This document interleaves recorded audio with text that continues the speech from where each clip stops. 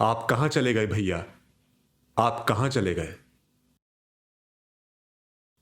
हर साल की तरह आज भी उस तस्वीर को हाथ में लेते ही पुलकित की आंखें भर आई।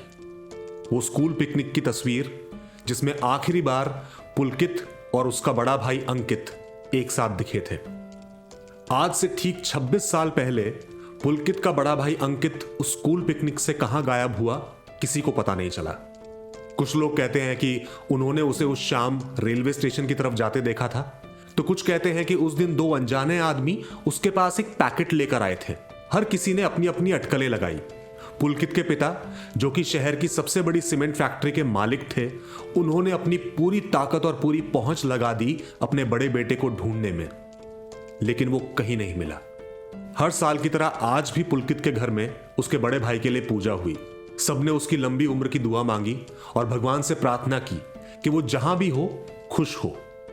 और आज शाम में अपने स्टाफ को जल्दी घर भेजकर पुलकित अपने ऑफिस में बैठा उस पिकनिक के दिन की हर बात को याद करने लगा कि अचानक उसके दरवाजे पर ऑफिस के गार्ड ने नॉक किया। सर, आपसे कोई मिलने आया है। इस वक्त कौन मिलने आया है? पुलकित ने पूछा। सर, वो कह रहे हैं आप ही को बताएंगे। ठीक है, अंदर भेजो। पुलकित ने अपनी आंखें पोंछी और उस तस्वीर को एक तरफ रखकर वो अपनी चेयर से उठने लगा था कि अचानक उसे सामने से आवाज आई। कैसा है पुलकित? जी मैं ठीक हूं। आप कौन? भूल गया मुझे?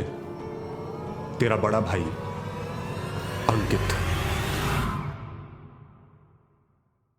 भैया? ये लफ्ज कहते ही पुलकित फूट फूट कर रोने लगा और भागकर अंकित के गले लग गया। कहां थे आप अब तक? हम सब आपके बिना किस तरह जिए हैं, आपको अंदाजा भी है? पुलकित मानो फिर एक बार वही 5 साल का बच्चा बन गया था जिसने आखिरी बार अपने बड़े भाई को देखा था। वो बुरी तरह अंकित से लिपटकर रोने लगा। अंकित ने उसके आंसू पोंछते हुए कहा, सब कुछ बताऊंगा भाई, तू पहले रोना बंद कर। उसने प्यार से एक बड़े भाई की तरह पुलकित के आंसू पोंछे और उसे पानी पिलाया। आप किसी और से मिले ऑफिस में? पुलकित ने पानी पीकर उससे पूछा। नहीं, अभी नहीं। वैसे भी ज्यादा लोग दिखे नहीं ऑफिस में। हां, आज सबको जल्दी घर भेज दिया था। क्यों? अंकित ने हैरानी से पूछा। आज ही के दिन तो हम सबने आपको आखिरी बार देखा था भैया, इसीलिए आज के दिन हर साल मैं स्टाफ को हाफ डे की छुट्टी देकर जल्दी फ्री कर देता हूं। यह बात सुनकर अंकित की भी आंखें भर आई। बताइए ना भैया, कहां थे आप इतने साल? फिर एक बार जब पुलकित ने वही सवाल किया तो अंकित ने जवाब दिया, जहन्नुम में। जहन्नुम में मतलब? पुलकित ने हैरानी से उससे पूछा। उस दिन स्कूल पिकनिक से 2 आदमी मुझे उठाकर नेपाल बॉर्डर के पास एक गांव में ले गए। कई दिनों तक उन्होंने मुझे नशे की हालत में रखा और जब धीरे धीरे मुझे होश में लाए तो सिलसिला शुरू हो गया ड्रग सप्लाई, ट्रैफिकिंग और इल्लीगल वेपन्स की डीलिंग का। कुछ सालों बाद तक तो मैं भूल ही गया था कि मैं असल में हूं कौन। मुझे ऐसा लगने लगा था जैसे मैं इन्हीं सबके बीच पैदा हुआ हूं और इन्हीं में से एक हूं। फिर आप यहां कैसे पहुंचे? पुलकित ने पूछा। जिस आदमी ने मुझे उठाया था, उसके मरने के बाद उसकी डायरी में मुझ जैसे कई लोगों की डिटेल्स मिली जिन्हें बचपन में उठाया गया था, और वहीं से मुझे पता चला कि मैं जितेंद्र धनराजगीर का बड़ा बेटा अंकित धनराजगीर हूं। हां भैया, आप ही हो जितेंद्र धनराजगीर के बड़े बेटे अंकित धनराजगीर।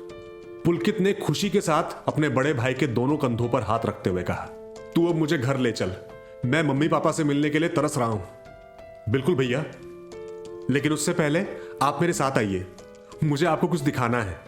पुलकित अब अंकित को अपनी फैक्ट्री के एक दूसरे ऑफिस में ले आया और उस ऑफिस में दाखिल होते ही अंकित ने कुछ ऐसा देखा जो उसने कभी अपने सपने में भी नहीं सोचा था। मेरा ऑफिस? जी भैया, अंकित धनराजगीर का ऑफिस, जिसमें मेरे और पापा के अलावा किसी को आने की परमिशन नहीं है। पुलकित ने मुस्कुराकर कहा, मैं कभी सोच भी नहीं सकता था कि एक दिन मेरा अपना ऑफिस। ये कहते कहते अंकित की आंखें भर आई। मैंने भी कभी नहीं सोचा था भैया कि एक दिन मैं खुद आपको इस ऑफिस में लेकर आऊंगा। आपको याद है, ये पहले पापा का ऑफिस हुआ करता था। अच्छा, ये वही है? अंकित ने पहचानते हुए कहा। हां, वही है। जब मैंने बिजनेस संभाला तो पापा ने मेरे लिए एक नया ऑफिस बनवा दिया और अपने ऑफिस को आपके नाम कर दिया। उन्हें हमेशा से यकीन था कि एक दिन आप जरूर वापस आएंगे। और तुझे? अंकित ने पूछा। उनसे भी ज्यादा, पुलकित ने पूरे विश्वास के साथ कहा। इधर आइए, मुझे आपको कुछ दिखाना है। यह कहकर पुलकित ने कबर्ड में से एक फोटो एल्बम निकाली और उसे अंकित के पास ले आया। ये देखिए, आपकी बचपन की सारी तस्वीरों की एल्बम, जो मैंने यहां, अपने ऑफिस, घर, हर जगह रखी हुई है। अंकित भरी हुई आंखों के साथ अपने बचपन की तस्वीरें देखने लगा और तभी अचानक पुलकित ने उसके सामने 2 मरे हुए आदमियों की तस्वीरें रख दी। ये कौन है पुलकित? अंकित ने उससे हैरानी से पूछा। आप ही की तरह यहां पहले आए 2 अंकित धनराजगीर। ये क्या कर रहा है भाई? अंकित ने अपना सर पकड़ते हुए कहा, जहां अभी पुलकित ने एक बेसबॉल बैट से उसके सर पर वार किया था। भाई, हरामजादे, मेरे बड़े भाई का नाम लेकर यहां कब्जा करने आया है। ये कैसी बात कर रहा है पुलकित? मैं ही अंकित हूं। यही बात इन दोनों ने भी कही थी जब ये यहां अंकित धनराजगीर बनकर आए थे। देख, मुझे इनका नहीं पता, लेकिन मैं सच बोल रहा हूं, मैं ही अंकित धनराजगीर हूं। उसने अपनी जान की भीख मांगते हुए पुलकित से कहा। तू अंकित धनराजगीर नहीं हो सकता। क्यों नहीं हो सकता? वो चिल्लाया। क्योंकि अंकित धनराजगीर मर चुका है। मैंने खुद मारा था अंकित धनराजगीर को। उस दिन स्कूल पिकनिक के दौरान जब भैया को पता चला कि वहां पीछे की तरफ एक खूबसूरत लेक है, तो मुझे लेकर वहां बोटिंग करने के लिए पहुंच गया। टीचर्स ने पहले ही मना किया था, वो लेक बहुत गहरी है, वहां कोई ना जाए। मैंने भी उससे मना किया, वहां ना जाए, लेकिन वो कभी किसी की नहीं सुनता था। वहां जाकर उसने बोट की रस्सी खोली और हम दोनों उसमें बैठकर बोटिंग करने लगे। बोट का पैडल मेरे हाथ में था, बोट मैं चला रहा था कि अचानक वो मुझसे पैडल मांगने की जिद करने लगा। मैं भी जिद करने लगा बोट को अपने ही हाथों से चलाने की। हम दोनों वहीं झगड़ने लगे और झगड़ते झगड़ते मैंने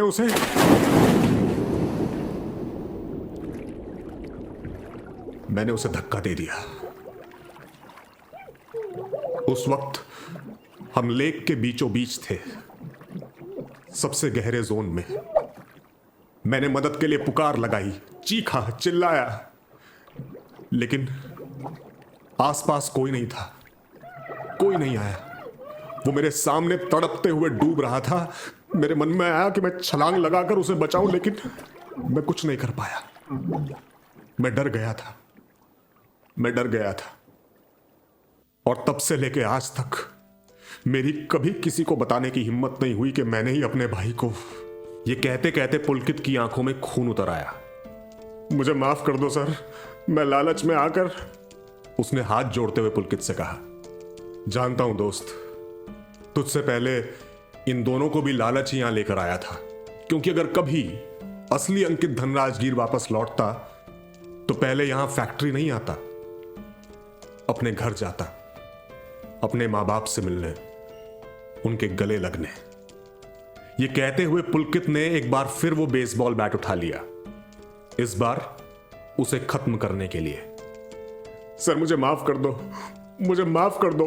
मैं फिर कभी यहाँ वापस नहीं आऊंगा, यहां से बहुत दूर चला जाऊंगा। मैं भी तो तुझे दूर ही भेज रहा हूं दोस्त। कहां? भैया के पास।